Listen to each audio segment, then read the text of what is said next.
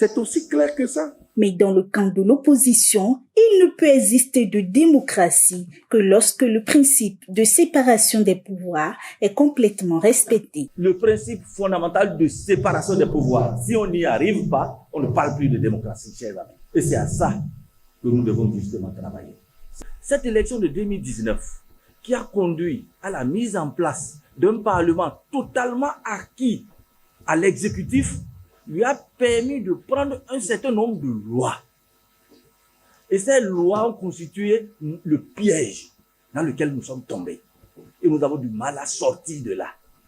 Parce que ce Parlement monoclore, comme je vous l'ai dit, a réussi à réviser la Constitution. Il y a la majorité à l'Assemblée nationale. Donc, c'est un boulevard. Il a révisé la Constitution, d'accord?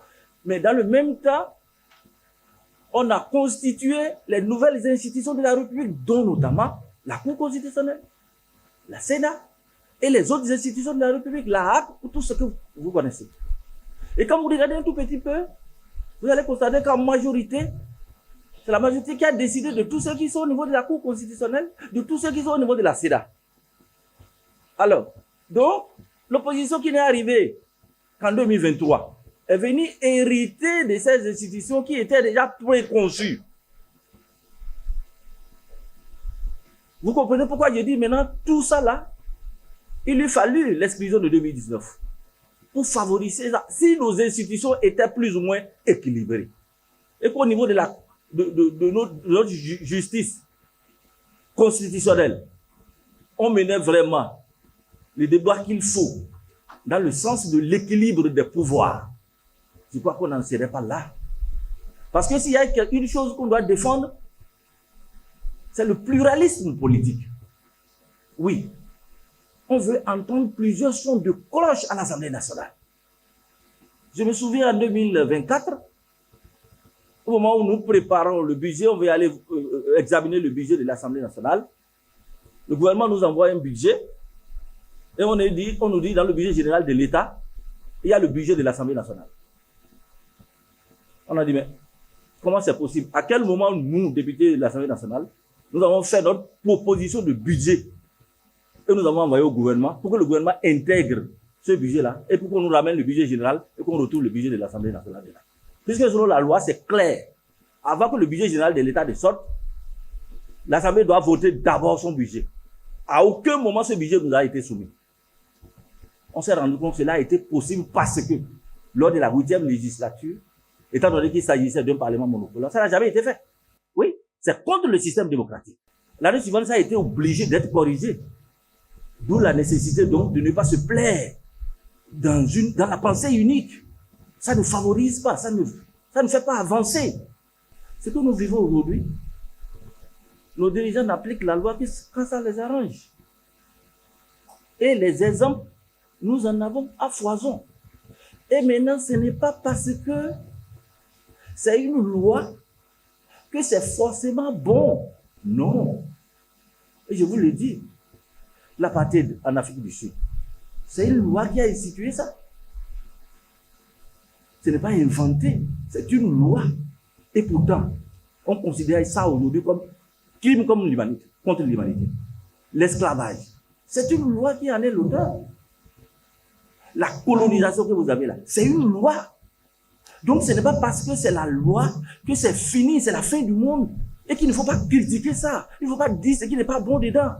Parce que c'est des hommes qui en souffrent. Kalmeg Gondaro, spécialiste en gouvernance publique et en droits humains, un des panélistes et représentant la société civile, évoque quant à lui un problème de liberté d'expression. Lorsqu'on parle de la loi, il faut garder à l'esprit, est-ce que la loi elle-même, elle est conforme aux garanties juridiques universelles auxquelles le pays a consenti? Nous sommes en train de vivre en fait une grande contradiction qui installe une insécurité juridique. Pendant qu'on affiche une volonté faible, réaliser le social, de faire le développement humain durable, dans le même temps, c'est-à-dire on se tire une balle dans les pieds, tout le temps à travers les mesures, les lois et le cadre réglementaire qui l'accompagne, ainsi que les politiques qui sont rédigées, le cadre macro qui n'est même pas, c'est-à-dire adapté à ce qu'on a dit vouloir atteindre comme résultat en 2030. À l'issue de ces échanges, l'abbé Eric Aguenounon, directeur de l'IAJP, a lancé un appel fort à l'endroit de toute la classe politique béninoise pour la préservation de la paix en ces périodes électorales. Le premier défi à relever est celui de la promotion d'un dialogue inclusif et constructif entre tous les partis politiques et tous les acteurs nationaux pour prévenir les conflits. Dans ce sens, il est déterminant de résister à la tentation de produire des lois étroites d'inspiration princière. Doublement, l'on pourrait faire face à la division sans cesse croissante. La paix ne peut être réduite à une simple absence de conflit. Elle est la tranquillité et la plénitude de l'ordre. Ce symposium annuel qui a démarré le vendredi 21 novembre 2025 est placé sous le thème « Élections pacifiques, alternance politique et cohésion sociale ». Gage de l'unité nationale. La 24e édition du symposium annuel au titre de l'année 2025 de l'Institut des artisans de justice et de paix a connu son épilogue le samedi 22 novembre 2025. Tenu au Champ d'Oiseaux de Cotonou, le panel de discussion pour le compte de cette journée a porté sur le thème « Animation de la vie politique et conquête du pouvoir ». Le Bénin peut-il être fier de sa démocratie?